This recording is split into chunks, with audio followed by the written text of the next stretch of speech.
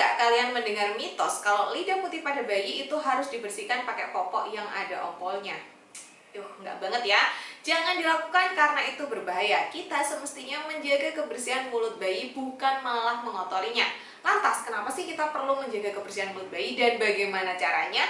Akan aku bahas dalam video berikut ini, jadi silakan tonton videonya sampai habis.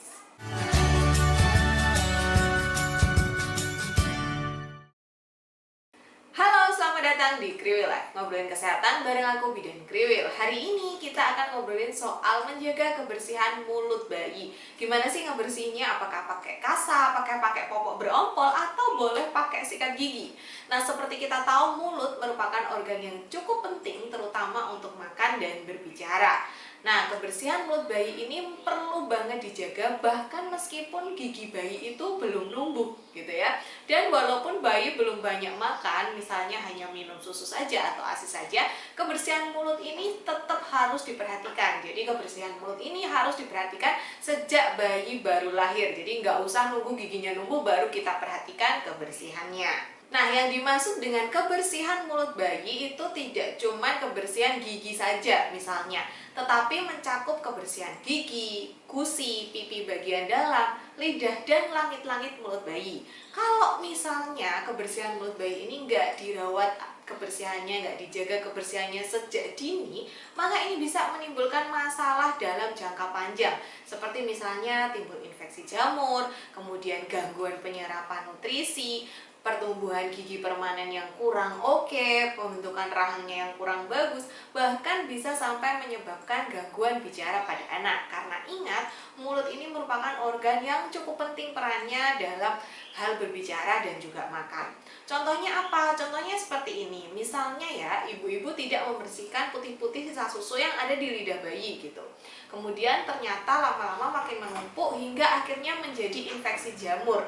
Nah, infeksi jamur ini yang ada di mulut bayi bisa menular ke payudara ibu. Jadi kayak tektokan gitu loh, saling menulari antara payudara ibu dengan jamur yang ada di mulut bayi.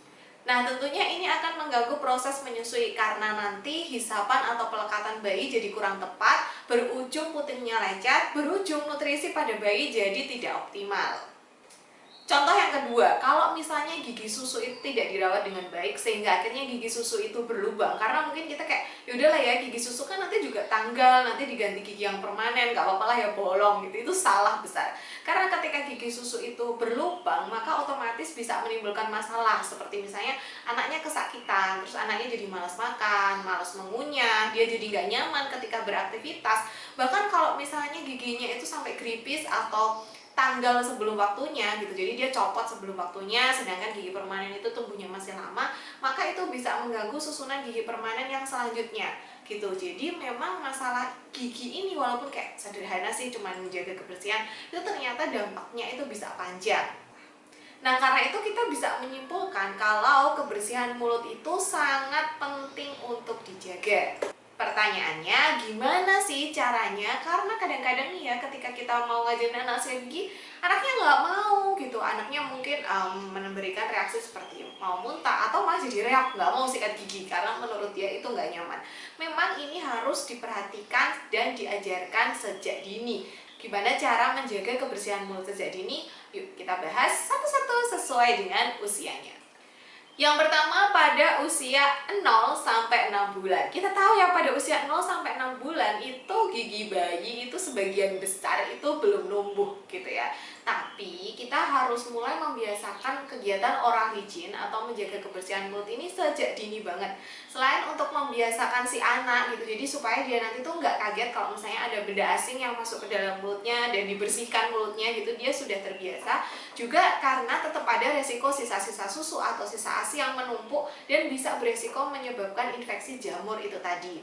Nah, karena giginya anak belum numbuh, jadi apa nih yang harus dibersihkan? Jadi pada usia 0 sampai 6 bulan ini ibu bisa membersihkan lidah, kemudian pipi bagian dalam, gusi sama bagian atas langit-langit mulut itu bisa dibersihkan.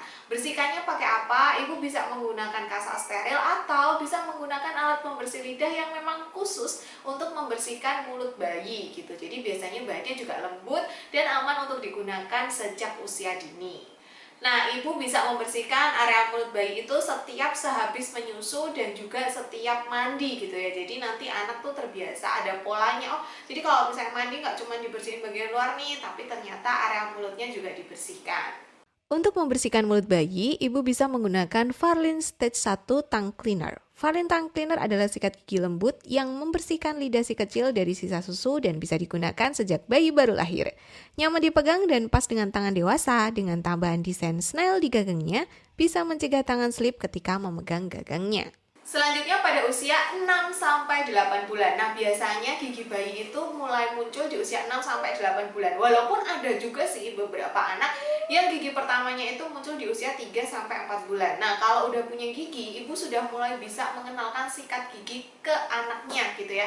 Pakai yang namanya toothbrush trainer. Biasanya ini bukan langsung ada sikatnya yang kayak sikat dewasa itu, enggak. Biasanya dia berbahan silikon dan lembut. Nah, ini tuh penting banget untuk mengajarkan anak memegang sendiri sikat giginya gitu ya, supaya dia bisa terbiasa. Kemudian selain itu juga kita bisa ngajak anak itu untuk sikat gigi bersama. Jadi kita ngasih contoh, karena anak itu kan sangat suka meniru ya. Jadi ketika dia melihat, oh mamanya kalau nyikat gigi ternyata pegang sikat, terus sikatnya dimasukin ke dalam mulut nih. Nah, dia juga akan belajar seperti itu. Jadi goalsnya di usia 6-8 bulan ini adalah membiasakan anak untuk memegang sikat gigi. Kemudian dia tahu nih kalau sikat gigi ini dimasukkan ke mulut untuk membersihkan mulutnya. Jadi jangan langsung, wah anaknya bakalan langsung bisa berkumur misalnya. Bukan ya, goalsnya di usia ini adalah membiasakan anak dulu, sekalian dia belajar motorik nih, menggenggam sikat giginya dan mengenal gimana sih caranya membersihkan mulut itu kalau pakai sikat gigi dari mencontoh orang tuanya. Ibu bisa menggunakan Farlin Toothbrush Trainer Stage 2 untuk melatih anak belajar sikat gigi. Dengan Ultra Soft Brush untuk memijit gigi dan gusi bayi serta membantu membersihkan gigi dengan optimal. Dilengkapi dengan safety card yang melindungi bayi tersedak ketika membersihkan gigi dan aman untuk bayi belajar sikat gigi. Nah, pada usia 6-8 bulan itu seiring dengan tumbuh kembang adik bayi, biasanya bayi itu kan udah mulai bisa meraih benda yang ada di dekatnya, kemudian memasukkannya ke dalam mulut. Maka benar-benar perhatikan benda-benda yang masuk ke dalam mulut bayi, kayak misalnya titer, pastikan titernya itu bersih. Kemudian kalau misalnya saat tumbuh gigi kok bayinya mengeluarkan air liur yang berlebih, ya silahkan dilap, kalau bajunya basah ya silahkan diganti. Ibu bisa menjaga kebersihan mulut ini 2 kali ya minimal, setelah selesai sarapan dan juga sebelum tidur malam. Karena biasanya pada usia 6-8 bulan ini kan bayi sudah makan MPASI ya. Jadi sikat giginya itu setelah sarapan. Kita biasakan seperti itu. Nah, selain itu kalau misalnya bayinya itu ngempeng atau ngedot gitu ya, usahakan botol susu atau empengnya itu tidak terlalu lama berada di mulut bayi, terutama saat malam hari dan bayi tidur. Supaya apa? Supaya mulutnya ini istirahat, pH-nya itu nggak asam terus. Karena kalau mulutnya bekerja kayak ngenyot gitu ya, ngenyot empeng, ngenyot botol susu, itu nanti pH-nya jadi asam dan ini akan meningkatkan resiko gigi berlubang. Ingat, tadi udah aku sebutkan di awal, walaupun gigi susunya ini nanti tanggal dan berganti gigi permanen, kalau gigi susu berlubang itu tetap akan menimbulkan masalah. Yang selanjutnya usia 8 bulan ke atas. Nah, kalau usia 8 bulan ke atas sebagian besar bayi itu biasanya sudah memiliki gigi susu. Walaupun ya ada juga sih yang gigi susunya itu baru muncul di usia 12 bulan. Dan tentunya karena pada usia 8 bulan ke atas, nanti di usia 1 tahun itu biasanya bayi juga sudah mulai mengenal makanan keluarga. Jadi silahkan untuk membatasi makanan-makanan manis atau makanan yang berkadar gula tinggi, termasuk juga untuk susunya. Karena udah punya gigi gitu ya, jadi silahkan ibu-ibu untuk mulai menggunakan sikat gigi yang benar-benar ada bulu sikatnya. Tentu saja gunakan sikat gigi yang memang khusus untuk bayi. Kemudian ibu juga bisa nih menggunakan pasta gigi. Tetapi pasta gigi untuk bayi itu jangan dibayangkan yang benar-benar banyak gitu ya, tapi dia itu hanya smear aja, hanya sebesar sebutir beras. Nah, kecil banget kan, kayak cuman strip gitu. Dan gunakanlah pasta gigi yang berfluoride gitu ya, untuk membantu mencegah gigi berlubang, tentunya dengan dosis dan takaran yang cocok untuk bayi. Jadi sekarang udah banyak sekali pasta gigi yang memang khusus untuk bayi. Silahkan dipilih yang sesuai dengan kondisi ibu masing-masing. Ingat, cuma sedikit banget ya, jadi jangan kayak iklan yang benar-benar sampai satu bulu sikatnya itu berisi pasta gigi semua, enggak. Untuk bayi itu benar-benar hanya sedikit sekali. Dan pelan-pelan ibu bisa mengajarkan anak untuk berkumur. Ingat, cara ngajarinnya adalah dengan kita memberi contoh. Jadi sering-sering ajak anak untuk sikat gigi bersama. Nah, kalau bisa, ibu-ibu bisa menjadwalkan pertemuan dengan dokter gigi itu ya. Ada dokter gigi anak sih sebenarnya. Jadi dokter gigi yang memang khusus untuk anak-anak itu ada. Ibu bisa menjadwalkan pertemuan dengan dokter gigi anak itu minimal 6 bulan setelah gigi pertama tumbuh atau sebelum anak berusia 1 tahun. Jadi memang kita kan sebenarnya memang harus ke dokter gigi setiap 6 bulan sekali ya. Nah, supaya anaknya itu terbiasa dengan dokter gigi, karena dokter gigi kan ya alat-alatnya seperti itu, terus kadang-kadang ada bunyi bor-bor, kadang anak-anak takut. Nah, untuk membuat supaya anaknya nggak takut ke dokter gigi, mau nggak mau ya kita harus biasakan ke dokter gigi sejak dini. Ibu bisa menggunakan sikat gigi Farlin Stage 3 yang terbuat dari bulu sikat yang sangat lembut dan bisa membersihkan gigi dengan menyeluruh. Kepala sikat giginya fleksibel, bisa mengikuti bentuk gigi. Selain itu, kepala sikatnya yang kecil membuat si kecil nyaman saat belajar sikat gigi. Handle sikat gigi yang lembut dan bergelombang sehingga mudah dipegang dan aman untuk bayi. Dan tentunya ada safety card untuk menahan sikat gigi agar bayi tidak tersedak saat belajar sikat gigi. Nah, sekarang ibu-ibu sudah tahu kan betapa pentingnya menjaga kebersihan mulut bayi dan bagaimana caranya. Ingat ya, menjaga kebersihan mulut bayi itu harus dilakukan sejak dini, bahkan walaupun bayi belum punya gigi, walaupun giginya baru sedikit, walaupun gigi susu nantinya bakal tanggal dan diganti gigi permanen. Karena memang stimulasi oromotor atau area mulut ini itu nanti bisa berpengaruh terhadap kemampuan dia mengunyah dan juga kemampuan dia berbicara. Jadi sangat penting dijaga kebersihan mulutnya.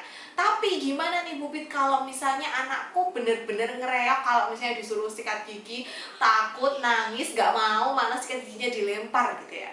Memang cara mengajarkan anak untuk sikat gigi itu tidak bisa seperti Roro Jonggrang yang semalam jadi, tapi kita harus bertahap pelan-pelan dan kita juga harus hadir membersamai gitu. Jadi yang pertama kita kenalkan oral hygiene ini atau menjaga kebersihan mulut ini sejak dini. Jadi dia udah terbiasa mulutnya dibersihin. Ada tangan ibunya atau ada alat yang masuk ke dalam mulut untuk membersihkan. Jadi dia sudah terbiasa terlebih dahulu. Yang kedua, pastikan suasana saat sikat gigi itu menyenangkan. Jadi ibu bisa nyetel lagu-lagu anak atau mengajak anak sikat gigi bersama. Jadi anak tuh sikat giginya tuh nggak terpaksa gitu loh. Kalau terpaksa atau kita ancam, awas ya, oh nggak mau sikat gigi, nanti ibu bawa ke dokter gigi, kemudian giginya disuntik atau dibor. Nah itu nanti anaknya jadi traumatis atau justru malah takut. Jadi ciptakan suasana yang menyenangkan. Kemudian yang selanjutnya, beri contoh. Ingat, anak-anak itu suka sekali mencontoh orang di sekitarnya. Jadi kita ajak aja dia sikat gigi bareng, kemudian kita melakukan sikat gigi supaya dia bisa melihat dan mencontoh secara langsung. Jangan lupa untuk memberikan pujian kalau misalnya anaknya bisa atau senang untuk sikat gigi gitu ya. Jadi dipuji supaya dia, oh iya ya, merasa dihargai dan merasa apa yang dilakukan itu benar.